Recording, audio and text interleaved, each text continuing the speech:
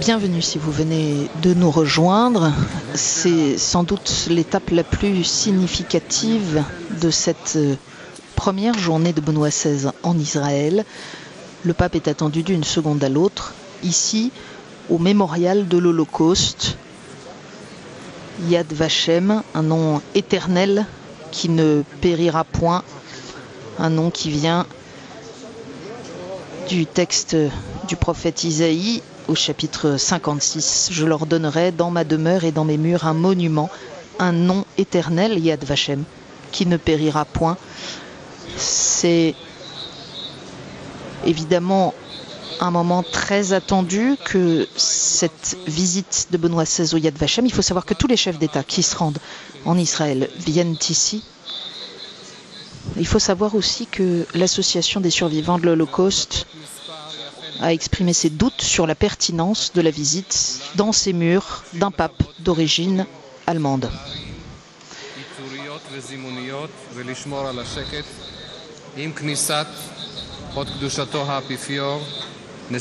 Voilà, il y a là de nombreuses personnalités. Vous avez aperçu le président de l'État d'Israël, Shimon Peres.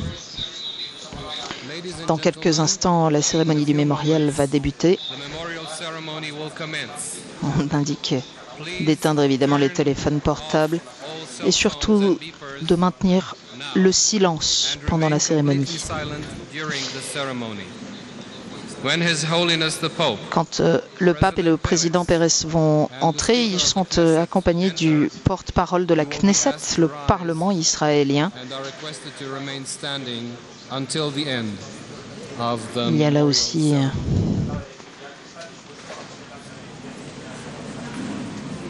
le président du conseil de Yad Vashem, le rabbin Israël Merlot.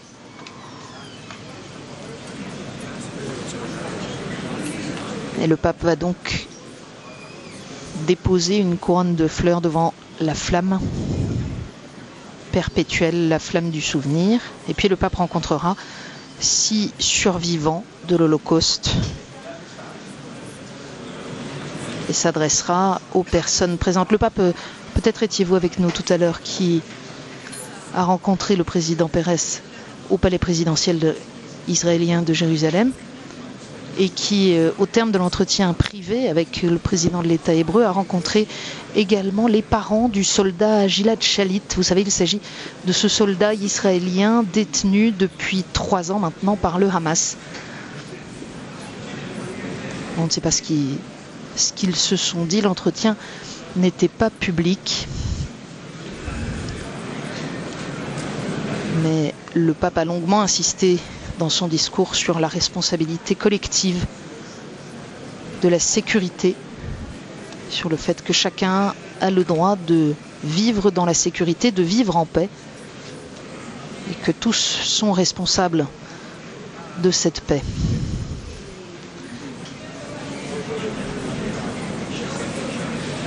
Voilà, ce mémorial Yad Vashem qui a été créé en 1953 par une loi de la Knesset pour commémorer les 6 millions de juifs, hommes, femmes et enfants, assassinés par les nazis et leurs collaborateurs entre 1933 et 1945.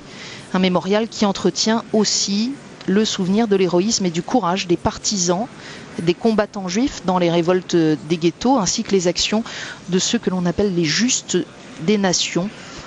Ce sont ces non-juifs qui ont mis leur vie en danger en cette période sombre pour sauver des juifs. Alors on se trouve sur la colline du souvenir, une hauteur de la périphérie ouest de Jérusalem, et il y a dans cet ensemble plusieurs monuments commémoratifs, un musée historique, un important centre d'archives et de recherche sur la Shoah. C'est le siège de l'Institut Yad Vashem. Et le mémorial principal où nous sommes, c'est le sanctuaire du souvenir. Édifice en béton, entièrement vide, à l'exception de cette flamme qui brûle en permanence, avec les noms de 21 camps d'extermination, camps de concentration et sites des massacres nazis en Europe centrale et orientale qui sont gravés. On les a aperçus tout à l'heure, on les reverra dans le basalte noir du sol. Et puis devant la flamme du souvenir, il y a une crypte qui contient les cendres de quelques-unes de ces innombrables victimes.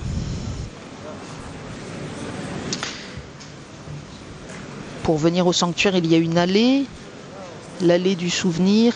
Elle est bordée d'arbres plantés en l'honneur des justes des nations. Il y a aussi là le pavillon des enfants, qui rappelle le souvenir d'1,5 million d'enfants juifs qui ont péri dans la Shoah. C'est une grotte souterraine dans laquelle il y a des petites flammes vacillantes de nombreuses bougies qui scintillent dans l'obscurité. Et puis le musée historique qui présente l'histoire de la Shoah à travers des photographies, des objets, des documents, des supports audiovisuels et qui constitue l'un des éléments centraux de Yad Vashem,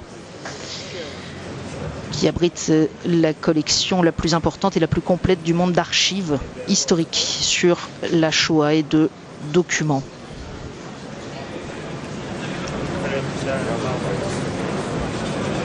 Alors vous le savez, avec non pas le mémorial où le pape va se rendre, mais avec le musée existe une polémique, si l'on veut appeler ça comme ça, en tout cas une différence d'appréciation quant au rôle que le pape Pie XII a pu jouer à cette période, quoique les archives historiques rendent justice à un Pie XII trop souvent calomnié. Et l'on peut espérer là aussi qu'avec les visites des papes, celle de Jean-Paul II en l'an 2000, celle de Benoît XVI aujourd'hui, eh bien, quelques difficultés qui n'ont pas véritablement lieu d'être puissent être aplanies.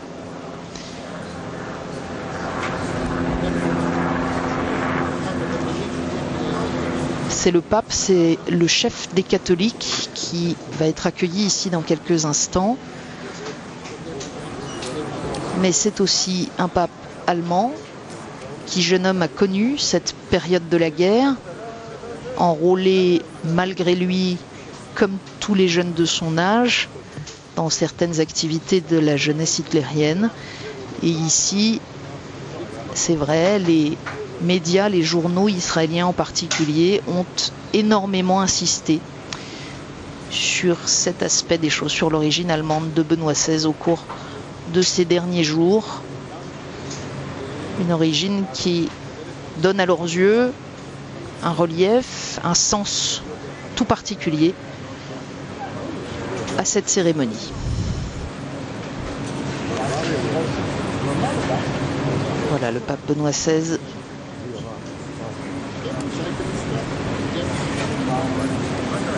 qui arrive à Yad Vashem.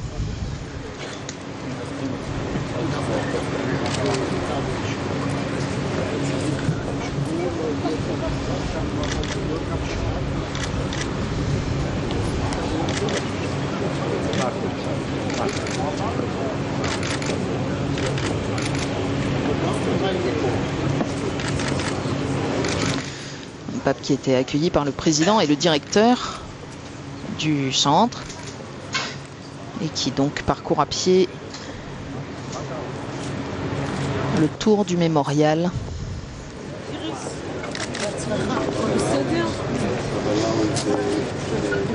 Il retrouve à l'entrée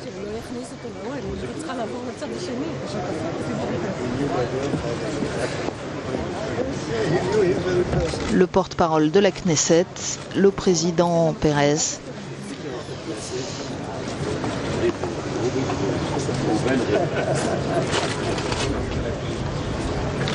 et le président de Yad Vashem.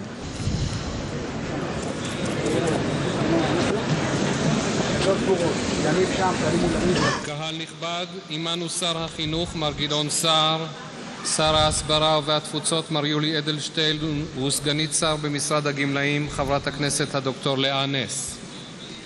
קהל נכבד, לרחבת אוהל יזכור נכנסים הוד קדושתו האפיפיור בנדיקטוס ה-16, נשיא מדינת ישראל מר שמעון פרס, ויושב ראש הכנסת מר ראובן ריבלין, מלווים בידי הרב ישראל מאיר לאו ומר אבנר שלו.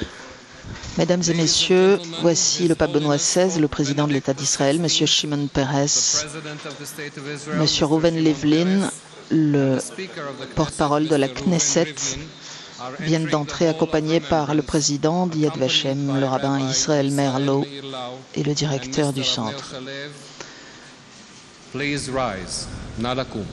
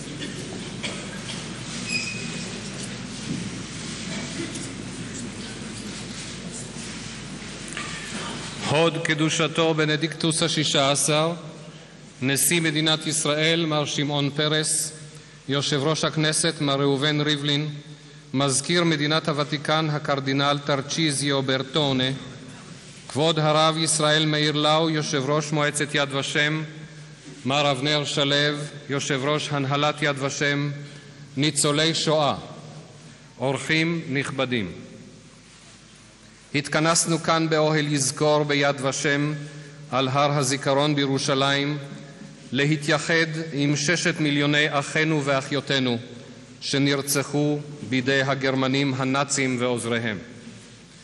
His Holiness Pope Benedict XVI, President of the State of Israel Mr. Shimon Peres, Speaker of the Knesset Mr. Reuven Rivlin, Vatican Secretary of State Cardinal Tarcisio Bertone, Chairman of the Yad Vashem Council, Rabbi Yisrael Meir Lau, Chairman of the Yad Vashem Directorate, Mr. Avner Shalev, Holocaust survivors, distinguished guests, we have gathered in this hall of remembrance. Nous sommes rassemblés ici dans ce lieu du souvenir de Yad Vashem pour rendre hommage à la mémoire des 6 millions de Juifs victimes du régime nazi.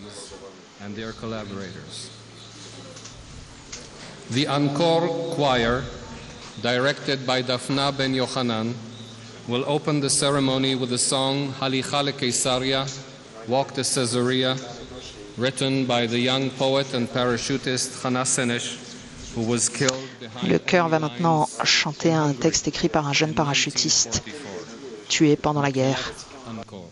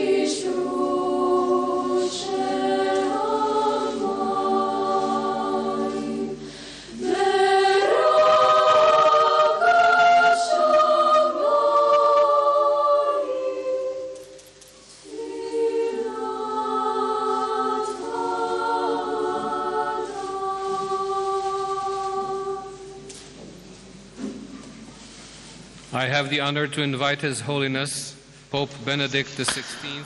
Et le pape Benoît XVI est invité maintenant à rallumer la flamme du souvenir.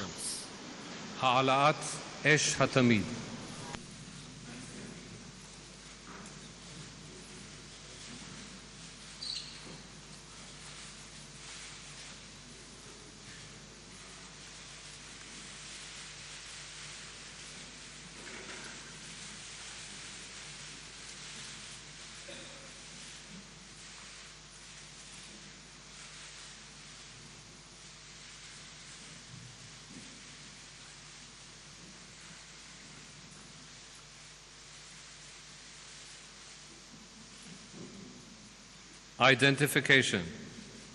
Hitiyachadut. As we rekindle the eternal light Alors que nous rallumons cette flamme du souvenir devant les restes des victimes, nous nous souvenons des 6 millions de victimes du régime nazi et de ses collaborateurs. Et nous nous rappelons cette tentative d'éradiquer le peuple juif et sa culture. Nous nous rappelons aussi le souvenir héroïque de ceux qui se sont rebellés,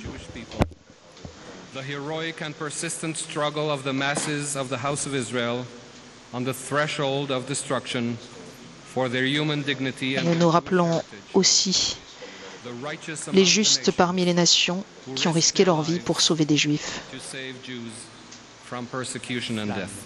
En sauvant l'honneur, la dignité du peuple juif. Rappelons la lutte ténace, sublime de notre nation pour sauver l'héritage des pères. Rappelons aussi les nations qui ont mis en danger leur vie pour sauver la vie des Juifs.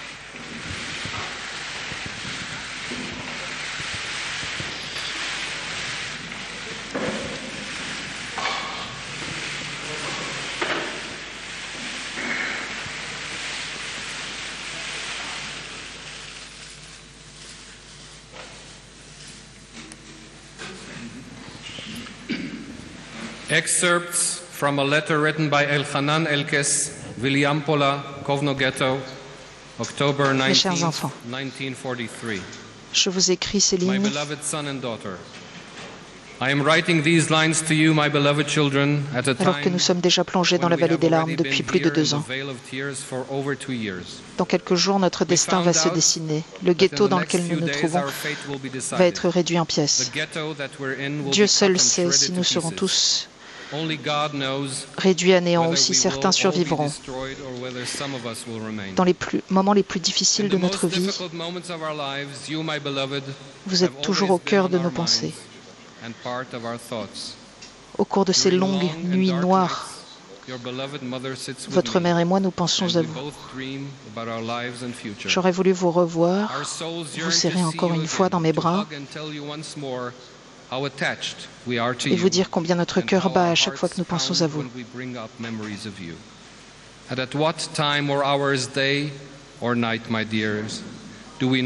Alors que nous sommes au fond de l'abysse, je vois vos photos, je pense à vous. Soyez des fils loyaux de votre peuple. Et la foi peut soulever les montagnes. Ne regardez ni à droite ni à gauche sur votre chemin, mes enfants. Allez droit devant. La vérité doit toujours vous conduire et vous montrer le chemin. Sarah, ma chère fille. Sarah, my beloved daughter, I rely, my lovely one, Je me rappelle on your clear mind and de la intellect. clarté de ton esprit, de Don't ton live intelligence. for the moment and don't ask Ne te laisse pas impressionner par les fleurs temporaires qui vont faner. La vérité a une beauté éternelle. Mes chers enfants, rien ne doit vous séparer. Aucun événement de la vie ne doit venir se mettre entre vous. Souvenez-vous de cela, ne l'oubliez pas durant toute votre vie. Et transmettez cela comme une volonté sacrée aux générations futures. Lorsque je ferme les yeux, l'image de vous deux reste devant moi. Et je l'aurai jusqu'à mon dernier souffle. Je suis votre Père qui vous aime. Et le 8 juillet 1944, le ghetto a été détruit. L'auteur de cette lettre est mort en 1944. Sa femme et ses enfants ont survécu. Et l'on va maintenant réciter la prière pour l'âme des morts.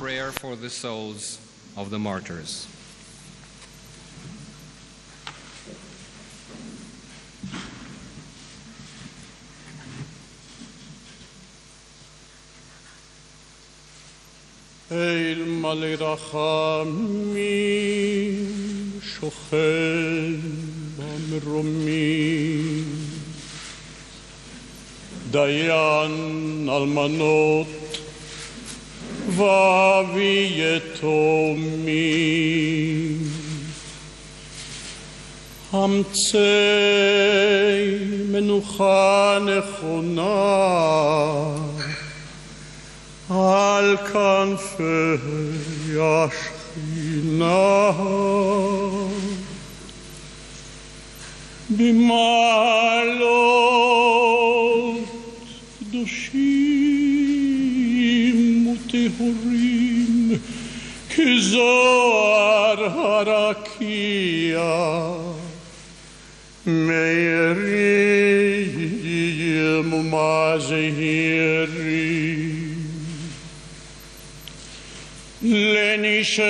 לנשמות ששת המיליונים אחינו ואחיותינו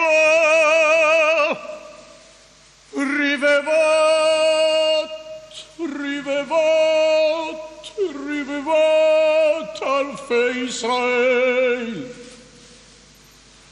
אנשים, נשים וטף שנהרגו, שנחנקו, שנשרפו, שנקברו חיים, שהומתו בכל מיני מיתות משונות ואכזריות, שהלכו לעולמם על קידוש השם.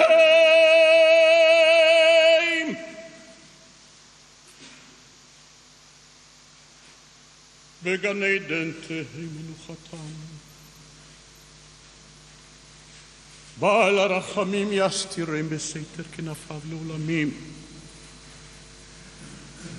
ויצרור בצרור החיים את נשמתם. אדוני הוא נחלתם. ינוחו ושלום על משכבם ונאמר אמן.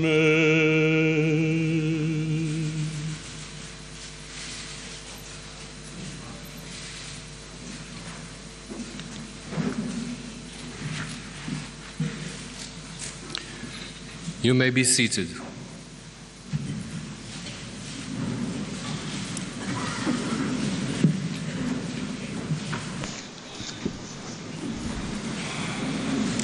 Ladies and gentlemen, His Holiness Pope Benedict XVI will now greet 6 Holocaust survivors Le pape va maintenant saluer 6 survivants de l'Holocauste et le président de l'Association des Justes parmi les nations.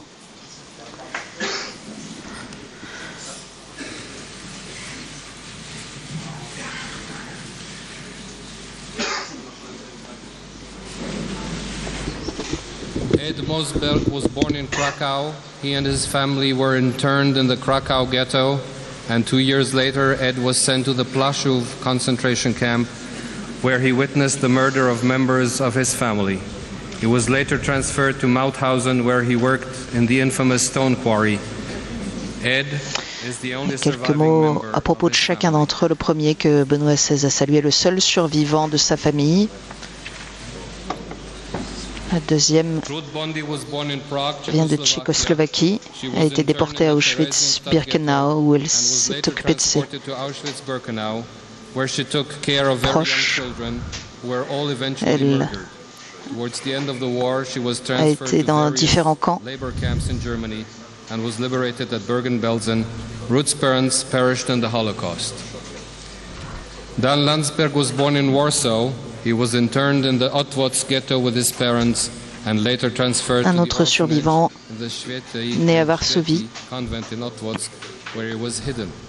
The mother est superior caché, Truda Marciniak was later tandis recognized que as sa righteous famille a among the été nations. assassinée. Dan's father was murdered. Gita Calderon Neshami was born in Monastir Bitola, Yugoslavia.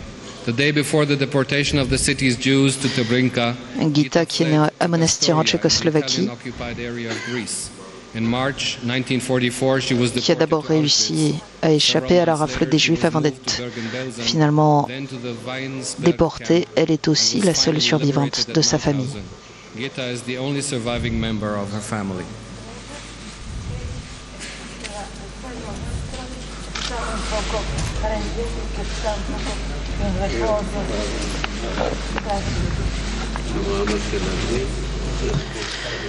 Abraham Ashkenazi est né à Salonique en Grèce. Ashkenazi was born in Thessaloniki, Greece. When his family found out about the upcoming deportation, they fled to Athens. Se sont d'abord déplacés en se faisant passer pour des chrétiens. With the help of the Greek underground, the family escaped from Greece to Turkey in a fishing boat. From Turkey, the family crossed to Syria. En transitant par la Turquie, ils ont finalement rejoint Israël à la fin de la guerre. Yisraela Hargil Neharnik was born in Brody, Poland. Following the German occupation of Brody, her mother was tortured and murdered, along with 250 Jewish scholars. Israël a aussi été caché par des chrétiens, mais sa mère a été torturée et assassinée. The Mishkalevskis, who were later recognized by Yad Vashem as righteous among the nations. Ed Mosberg was born in Krakow. He and his family were interned in the Krakow ghetto, and 2 years later, Ed was sent to the Plaszow concentration camp, where he witnessed the murder of members of his family. He was later transferred to Mauthausen, where he worked in Et un the autre infamous stone survivant, seul Ed is survivant the only surviving member of his family. de sa famille.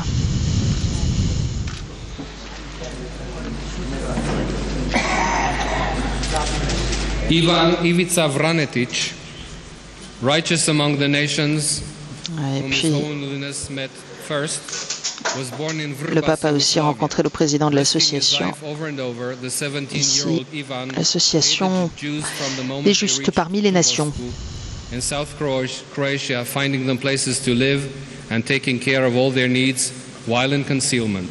Some 20 years after the war, he came Président to qui, Israel, quelques 20 ans après la guerre, est venu en Israël et a lui-même épousé l'une des jeunes filles juives qu'il avait contribué à sauver. Pope Benedict XVI will now deliver his address.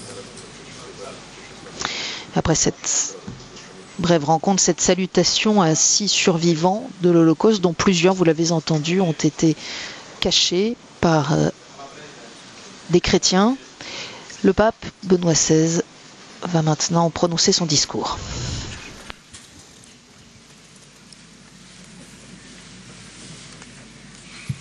I will give in my house and within my walls.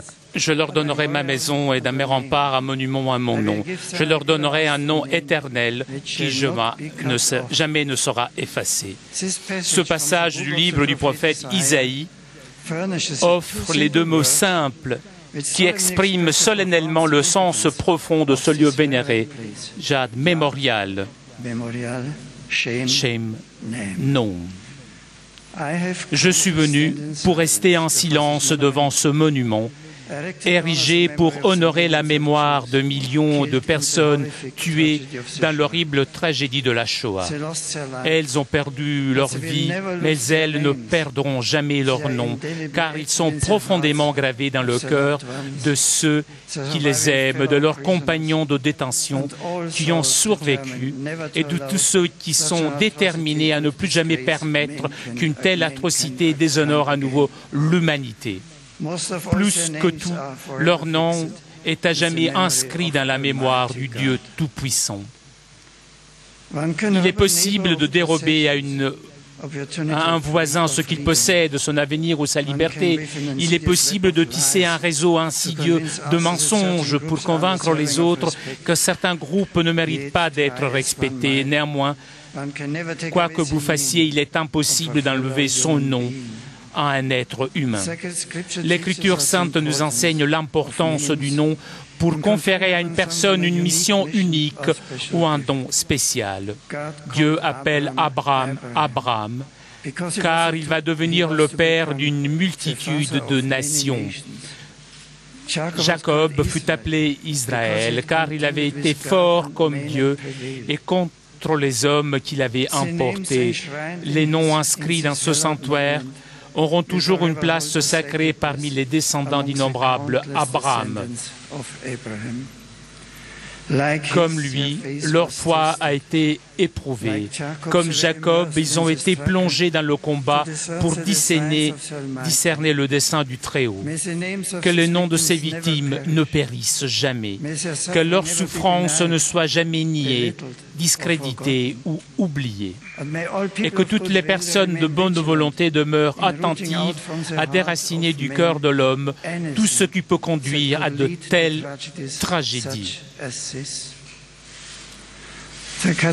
L'Église catholique, professant les enseignements de Jésus et attentive à imiter son amour pour tous les hommes, a une profonde compassion pour les victimes dont il est fait mémoire ici.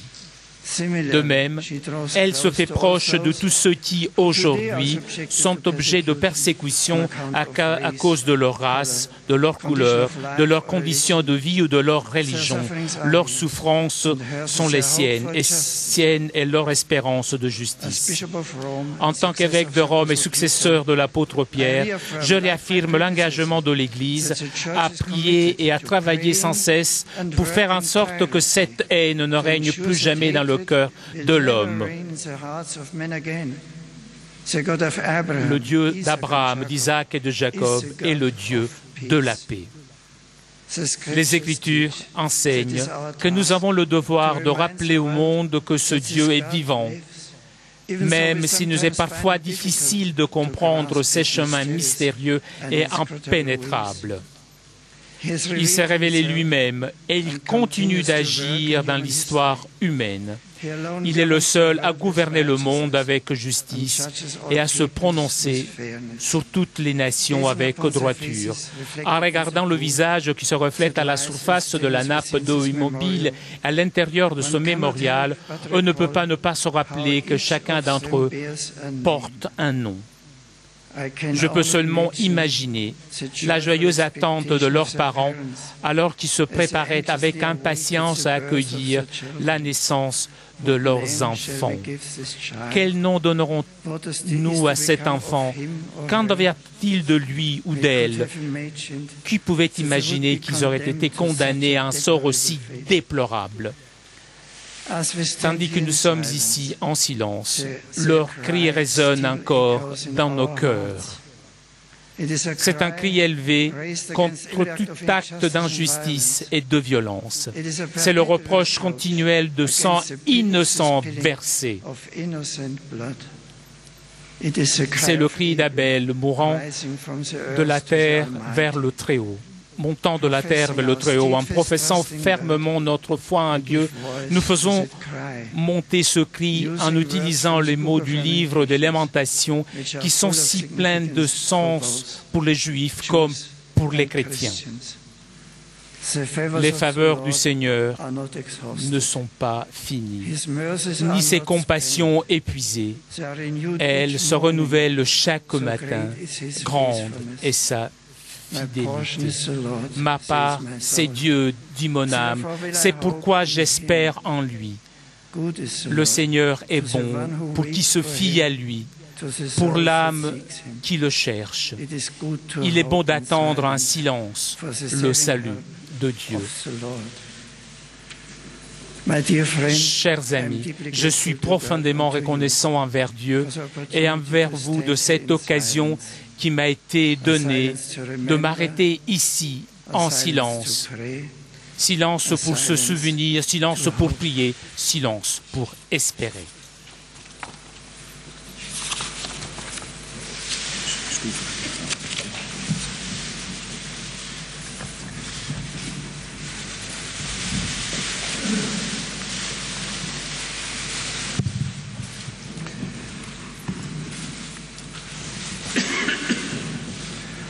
I call upon Rabbi Yisrael Meir Lau, chairman of the Yad Vashem Council, to come forward to make a presentation to His Holiness the Pope.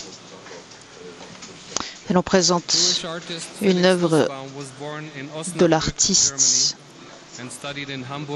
Felix Nussbaum. He and his wife, artist Felka Platek, found asylum as aliens in Belgium in 1935.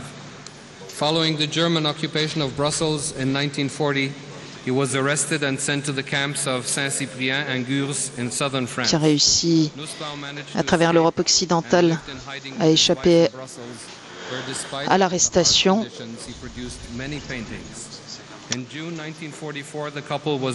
Avant de se faire finalement arrêter par le régime nazi et d'être déporté à Auschwitz, où ils furent assassinés.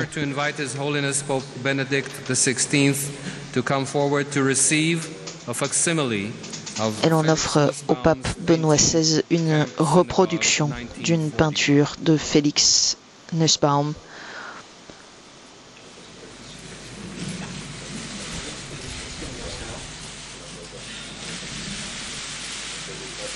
The dedication reads, Karati Shimcha Adonai mi bor tahtiyot, Eicha Gimel Nunhei. I called upon thy name, O Lord, out of the low dungeon, Lamentations 3:55.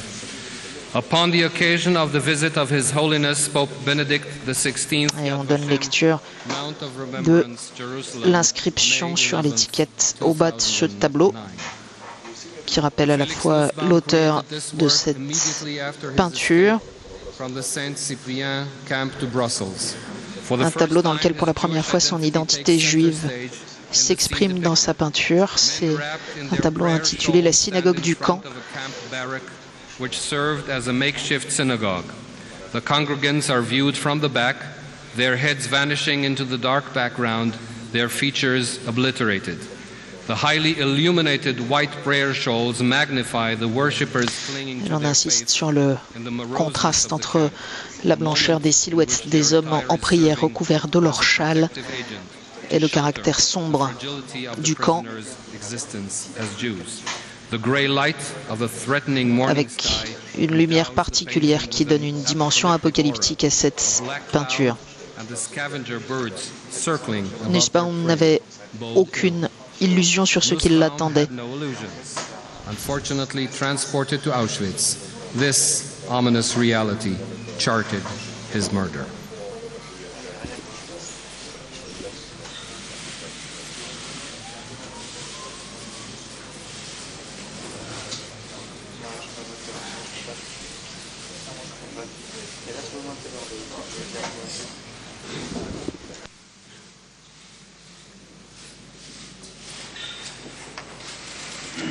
Et il s'agit d'une reproduction de cette peinture qui se trouve au musée de Yad Vashem.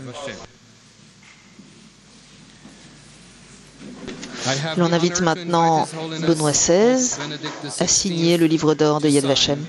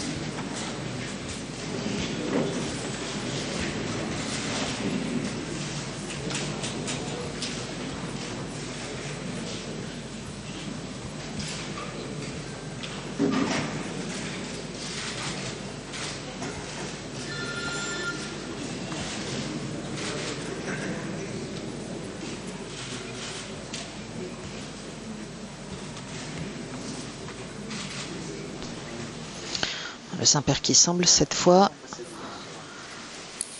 avoir inscrit plus que son nom. Peut-être saurons-nous tout à l'heure ce qu'il a choisi d'inscrire dans ce livre d'or.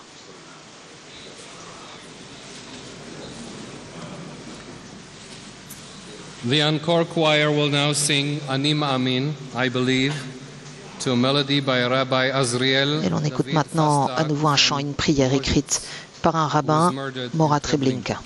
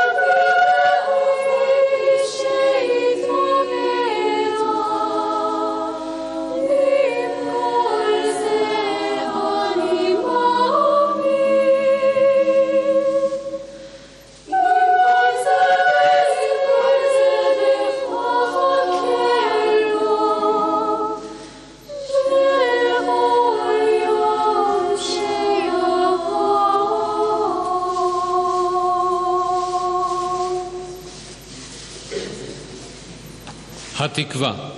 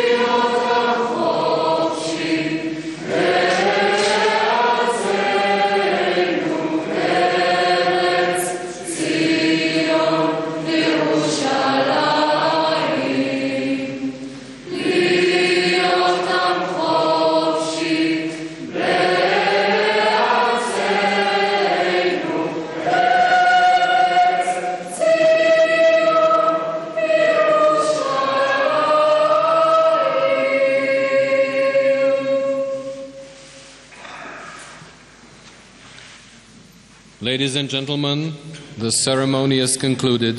Please remain seated until His Holiness the Pope, the President, and the delegation have left the Hall of Remembrance.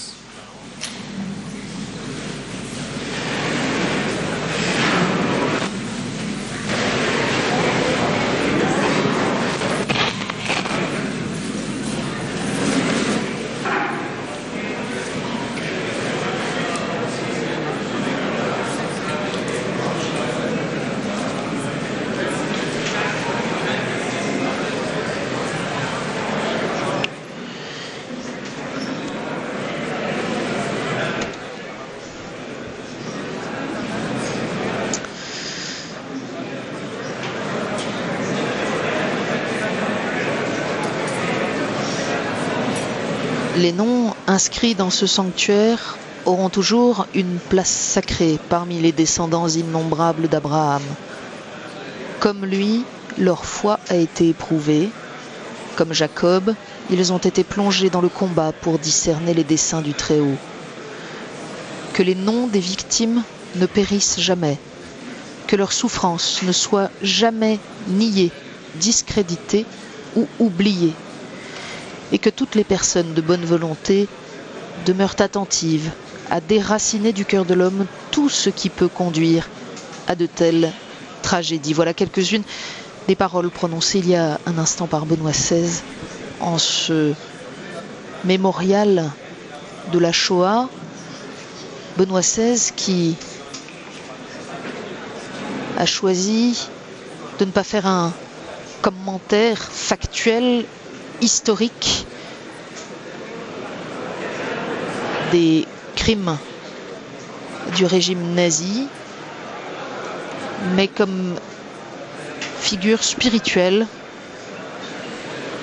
d'insister sur l'enseignement des Écritures. Dieu est vivant, même s'il nous est parfois difficile de comprendre ces chemins mystérieux et impénétrables.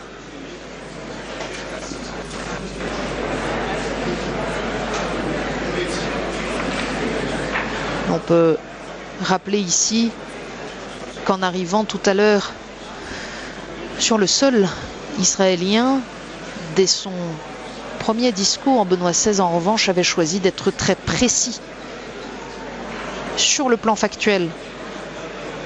Le peuple juif a tragiquement fait l'expérience des terribles conséquences d'idéologies qui nient la dignité fondamentale de toute personne humaine, disait-il en arrivant.